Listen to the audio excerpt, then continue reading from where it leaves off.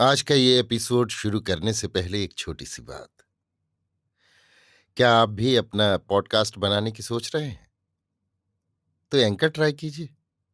ये पॉडकास्ट बनाने का सबसे आसान तरीका है। नंबर 1, ये फ्री है। नंबर 2, इसमें कई सारे ऐसे टूल्स हैं जो आपको अपने फोन और कंप्यूटर पर रिकॉर्ड और एडिट करने की फैसिलिटी देते हैं। नंबर 3, आप अपने पॉडकास्ट को डिस्ट्रीब्यूट भी कर सकते हैं, जिससे इसे स्पॉटिफाई और दूसरे प्लेटफॉर्म पर सुना जा सके। तो डाउनलोड कीजिए फ्री एंकर ऐप या विजिट कीजिए anchor.fm पर अपना पॉडकास्ट स्टार्ट करने के लिए। ये तो थी एक छोटी सी जानकारी, और अब शुरू करते हैं एपिसोड का सिलसिला। तो आज के एपिसोड में लीजिए सुनिए रविन्द्रनाथ टैगोर के लिखे उपन्यास चोखेर बाली के हिंदी अनुवाद आंख की किरकिरी का भाग 25, मेरी यानी समीर गोस्वामी की आवाज में। एक तरफ चंद्र अस्त होता है तो दूसरी तरफ सूर्य का उदय। आशा चली गई, किंतु महेंद्र के भाग्य से विनोदनी अब भी दिखाई नहीं थी। महेंद्र घूमता फिरता चक्कर लगाता रहता है, बीच बीच में किसी न किसी बहाने से माँ के कमरे में उपस्थित होता है, किंतु विनोदनी बराबर उसे चकमा देकर भाग जाती है, पकड़ाई नहीं देती। राजलक्ष्मी ने महेंद्र के ऐसे अत्यंत शून्य भाव को देखकर सोचा, बहू चली गई है, इसी से इस घर में अब उसे कुछ भी अच्छा नहीं लग रहा है। आजकल महेंद्र के सुख दुख के लिए माँ जो बहू की तुलना में बिल्कुल ही अनावश्यक हो गई है, इस बात का ख्याल आते ही राजलक्ष्मी के मन में कांटा सा चुभने लगता। किंतु फिर भी पुत्र का इस तरह विमर्श भाव देखकर माँ को वेदना होने लगी। उन्होंने विनोदिनी को बुलाकर कहा, इन्फ्लुएंजा के बाद से मुझे तो दमा की सी शिकायत होने लगी है।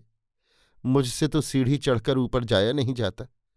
सो अब तो बेटी तुम्ही को महेंद्र की पूरी देखभाल करनी होगी। जन्म की आदत है ना उसकी, बिना सेवा जतन के उससे रहा नहीं जाता। देखो ना, बहू के जाने के बाद से कैसा तो हो गया है। बहू को भी धन्य है, चली कैसे गई। विनोदनी जरा सिर झुकाकर बिस्तर का चादर खोंटने लगी। राजलक्ष्मी बोली, क्यों बहू, क्या सोच रही हो? इसमें सोचने की तो कोई बात नहीं। लोग कुछ कहें तो कहते रहें, तुम तो कोई गैर नहीं हो। विनोदनी ने कहा, जरूरत क्या है बुआ जी? राजलक्ष्मी ने कहा, अच्छा तो जाने दो, मुझसे जितना हो सकेगा मैं ही करती रहूंगी। इतना कहकर वे उसी समय महेंद्र का कमरा ठीक करने के लिए ऊपर जाने लगीं। विनोदनी ने घबराते हुए कहा, नहीं माँ, तुम्हारी तबीयत ठीक नहीं, तुम मत जाओ, मैं जाती हूं। मुझे माफ करो बुआ जी, जैसी तुम्हारी आज्ञा होगी मैं वैसा ही करूंगी। राजलक्ष्मी लोगों की कानाफूसी की जरा भी परवाह नहीं करती। पति की मृत्यु के बाद से घर में और समाज में वे महेंद्र के सिवा और किसी को भी नहीं जानती। महेंद्र के संबंध में विनोदनी ने समाज की निंदा का आभास दिया तो उन्हें बहुत बुरा मालूम हुआ।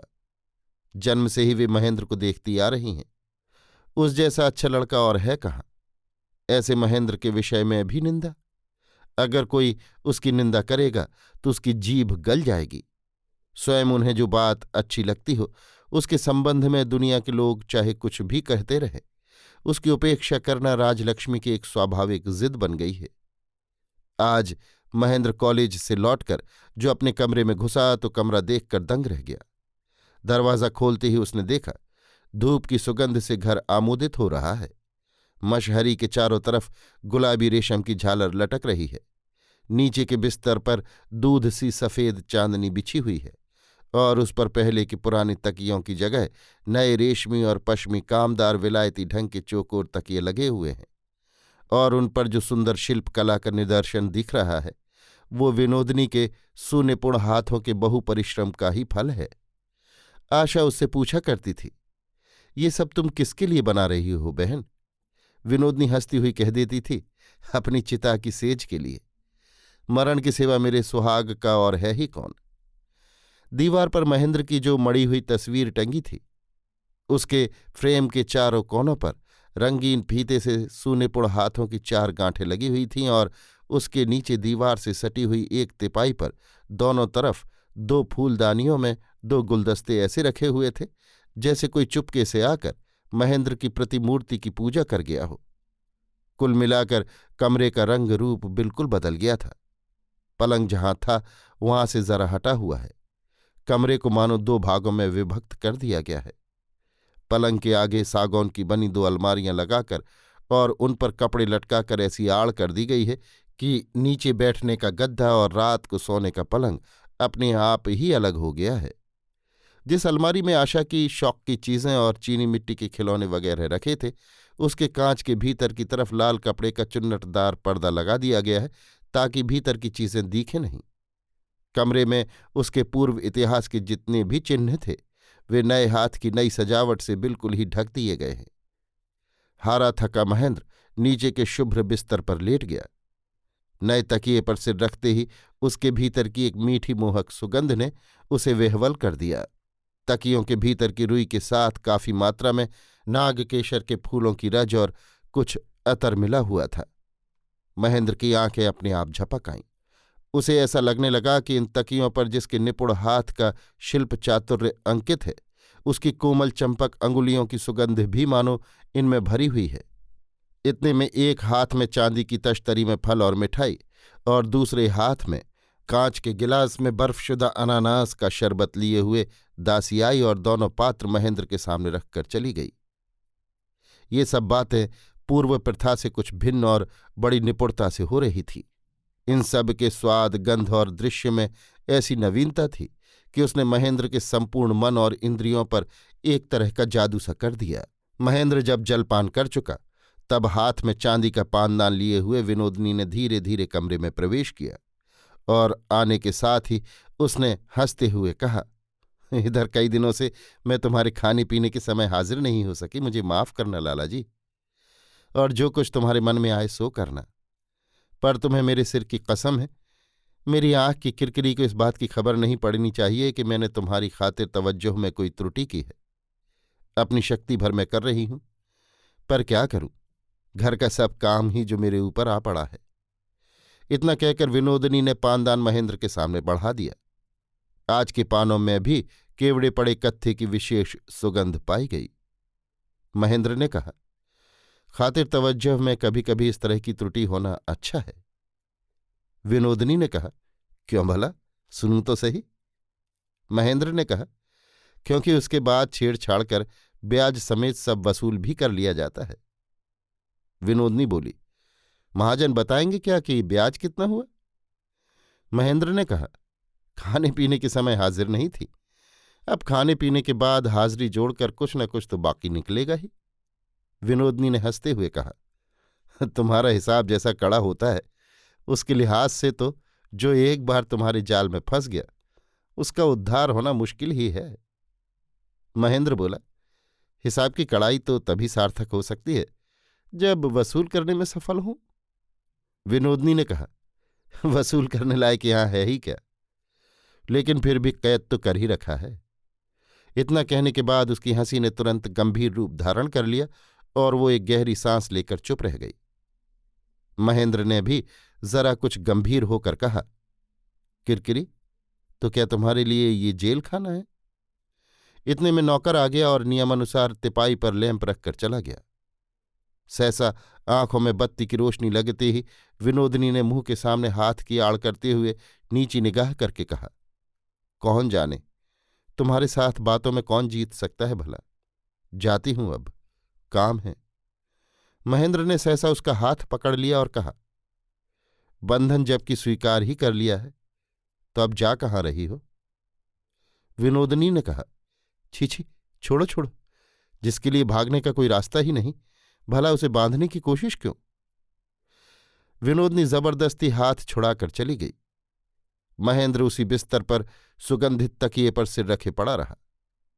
उसकी छाती के भीतर का खून जोरों से दौड़ने लगा। निस्तब्ध संध्या है और निर्जन कमरा, उस पर नव वसंत की हवा चल रही है। मालूम होता है विनोदनी का मन अब पकड़ाई देना ही चाहता है और उन्मत्त महेंद्र अब अपने को रोक नहीं सकेगा। महेंद्र ने जल्दी से लैंप बुझाकर भीतर से दरवाज़ा बंद कर लिया, कांच की खिड़कियां भी बंद कर ली और असमय में ही पलंग पर जाकर पड़ रहा। पलंग के बिछौने भी तो पुराने नहीं मालूम होते। नीचे 4-5 तोशकें और उन पर साफ सुथरा मुलायम चिकना चादर बिछाकर वे बहुत ही गुलगुले और कोमल बना दिए गए हैं। और ये नई सुगंध काहे की है? अगरू की है या खस की? कुछ समझ में नहीं आता। महेंद्र बार बार इधर उधर करवट बदलने लगा। कहीं भी पुरातन का कोई चिन्ह मिल जाए तो मानो उससे वो लिपट जाना चाहता हो, किंतु कुछ भी हाथ न पड़ा। रात को 9 बजे आकर बंद दरवाजे को किसी ने खटखटाया। विनोदनी ने बाहर से कहा, लाला जी, तुम्हारी थाली आ गई, किवाड़ खोलो। उसी क्षण दरवाजा खोल देने के लिए महेंद्र भड़बड़ाकर उठ बैठा। दरवाजे के पास पहुंचकर चटखनी पर हाथ रखा, किंतु खोलते खोलते रुक गया। लौटकर जमीन के गद्दे पर औंधा होकर पड़ रहा और फड़फड़ाता हुआ बोला, नहीं नहीं, मुझे भूख नहीं, मैं खाऊंगा नहीं। बाहर से उद्विग्न कंठ की आवाज सुनाई दी, तबीयत खराब तो नहीं हो गई? पानी ला दूं? और कुछ चाहिए क्या? महेंद्र ने कहा, मुझे कुछ नहीं चाहिए, किसी चीज की जरूरत नहीं मुझे। विनोदनी ने कहा, तुम्हें मेरे सिर की सौगंध है लाला जी, मुझसे कुछ छिपाओ मत। अच्छा, तबीयत खराब नहीं तो एक बार दरवाजा तो खोलो जरा। महेंद्र जोर से बोल उठा, नहीं, मैं नहीं खोलूंगा, हरगिज नहीं, तुम जाओ।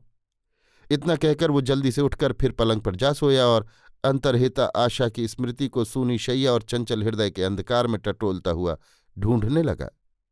नींद जब किसी भी तरह आई ही नहीं, तब महेंद्र उठ बैठा और बत्ती जलाकर आशा को चिट्ठी लिखने बैठ गया। उसने लिखा, आशा, अब और ज्यादा दिन मुझे यहां अकेला मत पड़ा रहने दो। मेरे जीवन की लक्ष्मी हो तुम पास नहीं रहती हो तो मेरी समस्त प्रवृत्तियां जंजीर तोड़कर मुझे कहाँ खींच ले जाती हैं, मेरी कुछ समझ में नहीं आता। रास्ता देखकर चलना चाहता हूं, किंतु उसका उजाला कहाँ है? मेरा उजाला तो तुम्हारे विश्वासपूर्ण नेत्रों के प्रेम स्निग्ध दृष्टिपात में है। तुम जल्दी आओ, मेरी शुभे, मेरी ध्रुवे, मेरी एकमात्र, तुम जल्दी आओ। आकर मुझे स्निग्ध करो, मेरी रक्षा करो, मेरा हृदय परिपूर्ण कर दो। तुम्हारे प्रति लेश मात्र अन्याय के महापाप से, तुम्हारी क्षण मात्र की विस्मृति विभीषिका से मुझे बचाओ, मेरा उद्धार करो।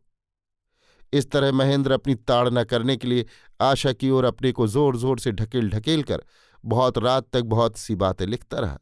दूर से सुदूर तक बहुत से गिरजों की घड़ियों में ढन ढन ढन 3 बजते चले गए। कलकत्ते की सड़कों पर गाड़ियों की आवाज प्रायः बंद हो चुकी है।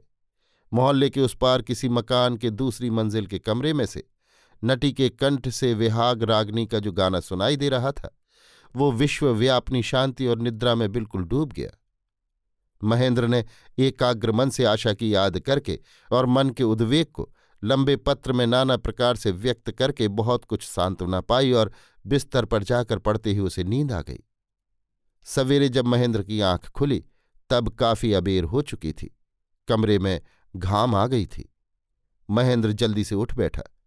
गहरी नींद सो लेने के बाद पिछली रात की सारी घटना उसके मन में हल्की सी हो आई। बिस्तर से उठकर टेबल के पास आकर उसने देखा कि पिछली रात को उसने जो आशा के लिए चिट्ठी लिखी थी वो दावात के नीचे दबी रखी है। चिट्ठी को वो आद्योपांत पढ़ गया और मन ही मन बोला, किया क्या है मैंने? ये तो नाटकीय मामला है। अच्छा हुआ जो उसी वक्त भेज नहीं दी, नहीं तो आशा पढ़ती तो क्या कहती अपने मन में। चिट्ठी की आधी बातें तो उसकी समझ में ही नहीं आती। रात को क्षणिक कारण से उसका हृदयावेग जो इस तरह असंगत रूप से बढ़ गया था, उसके लिए वो बहुत ही लज्जा अनुभव करने लगा। उस चिट्ठी के उसने टुकड़े टुकड़े कर डाले और फिर उसने सहज सरल भाषा में आशा को एक संक्षिप्त चिट्ठी लिखी। उसमें लिखा, तुम अब और कितनी देर लगाओगी? तुम्हारे ताऊजी का अगर जल्दी लौटने का इरादा न हो तो मुझे लिखो, मैं खुद आकर तुम्हें ले जाऊंगा। यहां अकेले मुझे अच्छा नहीं लग रहा है। अभी आप सुन रहे थे रवीन्द्रनाथ टैगोर के लिखे उपन्यास चोखेर बाली के हिंदी अनुवाद आँख की किरकिरी का भाग 25 मेरी यानी समीर गोस्वामी की आवाज में।